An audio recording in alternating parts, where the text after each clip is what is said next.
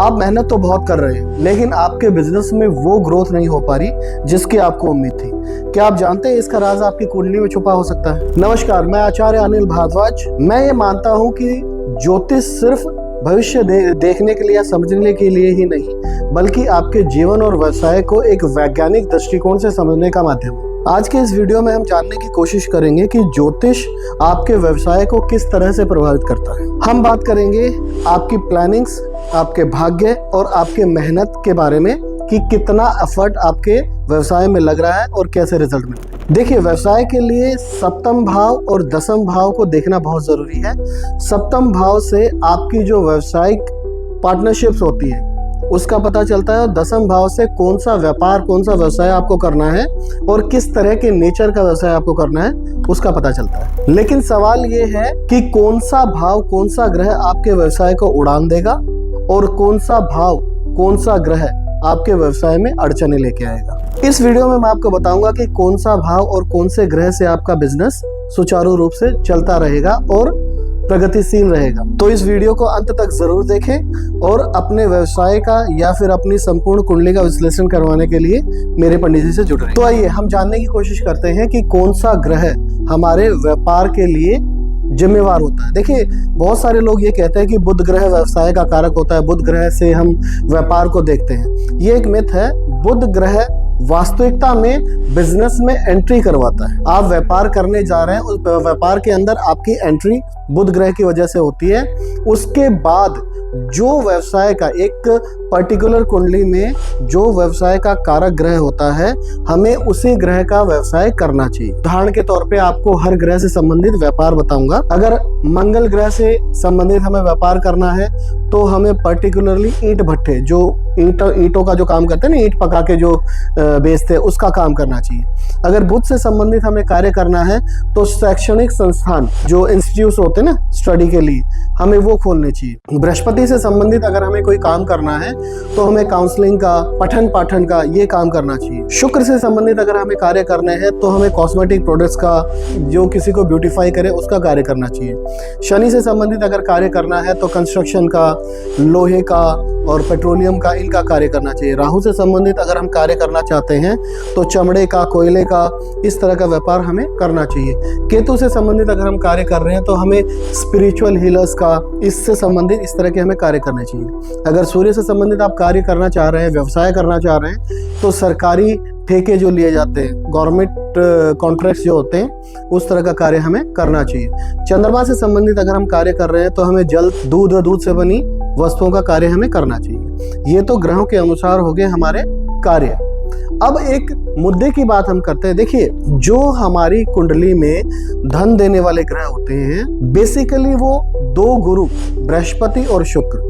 मैं थोड़ा सा न्यूमरोलॉजी को इसमें पुट करूंगा। अगर आप लोसू ग्रिड बनाते हैं, लोसू ग्रिड में अगर आप हॉरिजॉन्टल, वर्टिकल, जितनी भी लाइनों के आप नंबर्स काउंट करेंगे, उनका टोटल 6 होता है। अगर कॉर्नर टू कॉर्नर आप टोटल करोगे, उसका नंबर भी 6 होता है। न्यूमरोलॉजी में 6 नंबर शुक्र का कारक है, और शुक्र हर प्रकार के भौतिक सुख, समृद्धि, संपत्ति, भोग विलास, बंगला, गाड़ी देने वाला ग्रह। ये हो गया शुक्र। बृहस्पति जो दूसरे गुरु है, मैंने उनको क्यों इन्वॉल्व किया? जहां प्लानिंग्स की बात आती है, जहां ज्ञान की बात आती है, जहां थ्योरी की बात आती है, कोई भी व्यवसाय करने के लिए उसकी प्रॉपर स्टडी करना बहुत जरूरी है, उसके SOPs बनाना बहुत जरूरी है। उनके अगर बेस पे आप काम करते हो, अच्छे से आप होमवर्क करते हो, तो आपका व्यवसाय नो डाउट बहुत अच्छा चले। तो जैसा कि मैंने आपको बताया, बुध ने व्यापार में आपकी एंट्री करवा दी। उसके बाद जो 3 बुध को मिला के जो और 2 कारक ग्रह हैं, मंगल और चंद्रमा। अगर बुध, मंगल, चंद्रमा ये तीनों ग्रह शुभ हैं और बलिष्ठ हैं तो आपका व्यवसाय चलेगा ही चलेगा। और कुछ हद तक नहीं, काफी हद तक आपकी इंडिविजुअल कुंडली पर भी डिपेंड करता है कि आपको किस ग्रह से संबंधित कार्य करना चाहिए। कुछ एक व्यवसाय ऐसे हैं जिनके बारे में मैं जिक्र करूंगा आप लोगों से। सबसे बड़ी विडंबना एक ही होती है कि अगर हम कोई व्यवसाय करना चाहें तो कौन सा करें। देखिए, लोग इन्वेस्टमेंट भी जुटा लेते हैं, व्यापार करने की सूझबूझ, समझ, जो स्टडी होती है वो भी कर लेते हैं, पढ़ लिख के भी अपनी टीम भी बिल्ड कर लेते हैं, लेकिन व्यवसाय कौन सा करना है, किस व्यवसाय में हमें कितना प्रॉफिट है, कितनी अर्निंग है, वो कुछ एक व्यवसाय है जो मैं आपसे डिस्कस करूंगा। आपकी कुंडली के जो ग्रह हैं उनके अनुसार आप अपना व्यवसाय चुनिएगा। मैं विश्वास के साथ कहता हूं कि 100% आपको इनमें लाभ ही होगा। देखिए, कलयुग राहु प्रधान है, कलयुग का राजा राहु है।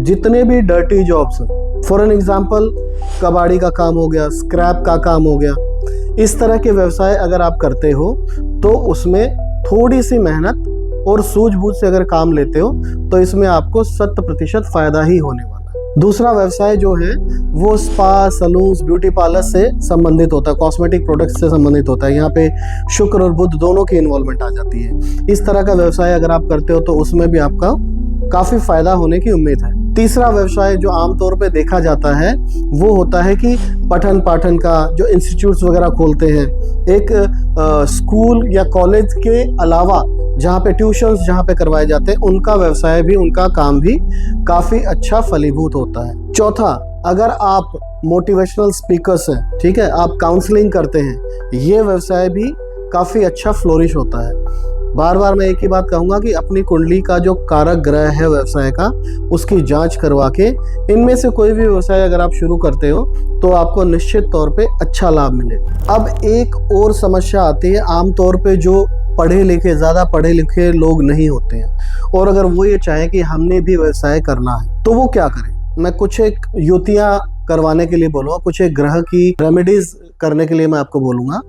वो रेमेडीज ऐसे है कि आप अपनी कुंडली में बुध, चंद्रमा, मंगल, ये 3 ग्रह प्लस शुक्र और राहु, ये 2 ग्रह, 3 ग्रह की युति के साथ और 2 ग्रह की युति के साथ उपाय जरूर करें। अगर आप ज़्यादा पढ़े लिखे नहीं हैं, आपको किसी प्रकार का ज्ञान नहीं है, आपका फाइनेंस भी कम है, तो इन 3 ग्रहों की युति करके चलें, इन 3 ग्रहों को शुभ करके चलें। ये शुभ कैसे होगा, मैं 1-2 आपको उपाय बताता हूँ। बुध, मंगल और चंद्रमा के लिए आप वो मीठी फुलियाँ आती है उसके ऊपर मीठा चढ़ा देते हैं। तो इसमें जो चावल के अंदर की जो बासी हवा होती है वो बुध होती है, चावल चंद्रमा का स्वरूप है और मीठा मंगल है। इन तीनों ग्रहों की युति हो जाती है। अगर इन मीठी फुलियों को आप मंदिर में ले जाके किसी भी भगवान जी को चढ़ाते हैं, प्लस पुजारी जी जिस पात्र से प्रसाद देते हैं सबको, उस पात्र को भर के आते हैं, प्लस बाहर आके सबको बांटते हैं और खुद भी खाते हैं, तो ये तीनों ग्रह आपकी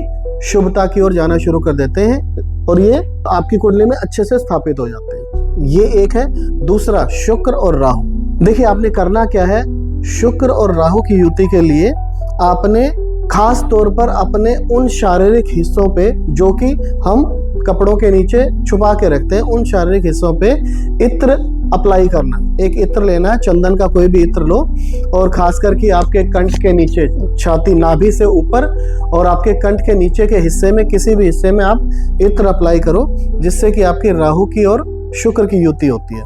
पंचामृत होता है, जो हम पंचामृत बनाते हैं, जिसमें कि 5 तरह के अमृत, दूध, गंगाजल, शहद, घी और दही, इन 5 को मिलाते हैं। ये राहु और शुक्र का एक बहुत अच्छा मेल होता है। पंचामृत बनाइए, मंदिर जाइए, शिवलिंग होगा, शिवलिंग का अभिषेक कीजिए, शिवलिंग पे चढ़ाइए और शिवलिंग पे चढ़ा हुआ थोड़ा सा खुद भी ग्रहण करिए। ये करना आप शुरू करिए। देखिए, थोड़े से दिनों में ये लाल किताब के उपाय 43 दिन तो ले ही लेते हैं, ज़्यादा से ज़्यादा 43 दिन तक ये उपाय करिए, सोमवार से शुरू करके। देखिए, आप अपने आप को एक ऐसी जगह खड़ा पाएंगे कि जहाँ पे आप अभी अपना जीवन यापन कर रहे थे, उससे 4 या 5 स्टेप आप अपने आप को आगे पाएंगे। करके देखिए और फायदा उठाइए। एक और महत्वपूर्ण बात है, वो ये कि कोई भी जातक जब किसी भी प्रकार का व्यवसाय शुरू करता है, अपने जो भी आपके व्यवसाय के लिए कारक ग्रह है उसके अनुसार अगर आप अपना व्यवसाय शुरू करते हैं, तो आपने अपने कुल के देवी या देवता और अपने पितरों को जरूर ध्यान में रखना है। उनका पूजन भली पूर्वक करवाना है। जो हवन इत्यादि जो कार्य होते हैं, जो पूजन होता है, आपका कोई भी व्यवसाय शुरू करने से पहले सनातन में ये मान्यता है कि हम हवन करवाते हैं, पूजा पाठ करवाते हैं। तो अपने कुल के देवी या देवता को जरूर याद करें, वो हवन उनको जरूर निहित करें और अपने पितरों को वो हवन जरूर निहित करें। ये 2 चीज़ें आपने कभी नहीं भूलनी है। मैं कारण बताता हूँ क्या है। देखिए, जो हमारे पितृ होते हैं वो हमारी अर्जी को हमारे कुल के देवी या देवता तक पहुंचाने का कार्य करते हैं। इस चीज़ को समझ लीजिए। आजकल मॉडर्न ज़माने में बहुत सारे लोग बहुत सारी बातें कह देते हैं। कई लोग श्राद्ध वगैरह नहीं करना चाहते, अमावस का पितरों के लिए कुछ नहीं करना चाहते।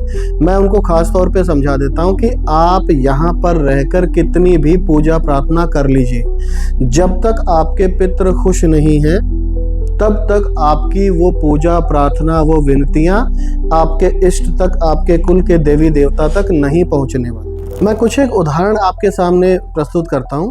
मान लीजिए आपके व्यवसाय का कारक ग्रह राहु है और आपकी जो कुल की देवी है वो माई मसाणी, काली माता, इस तरह की देवियाँ आपके कुल में सदियों से पूजी आ रही हैं। इस अवस्था में अगर आप चमड़े से संबंधित व्यवसाय कर रहे हैं, अगर आप बूचरी का, आमतौर की भाषा में कसाई का काम कह देते हैं, अगर आप बूचरी का काम कर रहे हैं तो मैं लिख के देता हूं कि आपकी कुंडली में कोई भी ग्रह कितना भी खराब हो, आपका व्यवसाय चलेगा ही चलेगा। ठीक है, इस तरह से बहुत सारे उदाहरण होते हैं।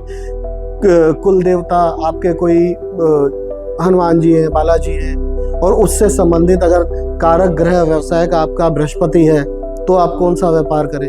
एक ग्रह से संबंधित एक ही व्यवसाय बताएं। एक ग्रह से संबंधित एक से कई अधिक व्यवसाय हो सकते हैं। तो इस चीज का ध्यान रखिएगा कि जरूरी नहीं है कि एक ही व्यापार एक ग्रह के लिए बना है, और भी बहुत सारे व्यापार आप कर सकते हो। उसके लिए आपको अपनी कुंडली को समझना पड़ेगा, अपने व्यापार के कारक ग्रह को समझना पड़ेगा, उस ग्रह पे और कितने ग्रहों की दृष्टियां पड़ रही हैं, या फिर वो व्यापार के लिए जो कारक ग्रह है वो किस दूसरे ग्रह के साथ युति में बैठा हुआ है, वो कितना शुभ है। चलित कुंडली में वो ट्रेवल तो नहीं कर रहा, नवमांश कुंडली में किस जगह पे प्लेस्ड है।